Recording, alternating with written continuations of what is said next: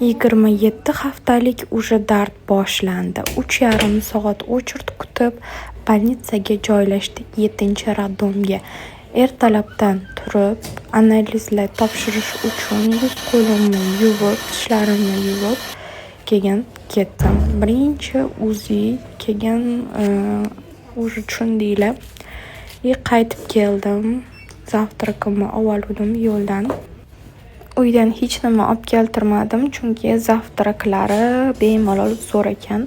Orada lecheniyalarimni oldim, sixvatka boshlandi yana juda ham qattiq og'riq bilan, suv ketish bilan kelgan edim. Zerikmaslik uchun kitoblarimni olgan edim. Obed berdi, namozlarimni o'qib oldim. Chunki juda ham yomon og'riq, tezroq chiqib ketish uchun rosa ko'p istig'for etdim, duo qildim. Orada yana ujin berdi. Уже boshqa bermas ekan ujin. Ko'pchilik chiqdi bugun bolnitsadan. Men уже kech paytgi dorilarimni ichdim. Uydagilar kelisharmikan dedim. O'g'limni rosa sog'inib ketdim. Bir kun bo'lmasdan adasi olib keldilar Muhammadiyazini, lekin uni men bilan umuman ishi yo'q. Unga faqat adasi ammasi kerak bo'ldi. Biz maza qilib gapirishib o'tirdik. Ammasi aylantirib keldi Muhammadiyasini.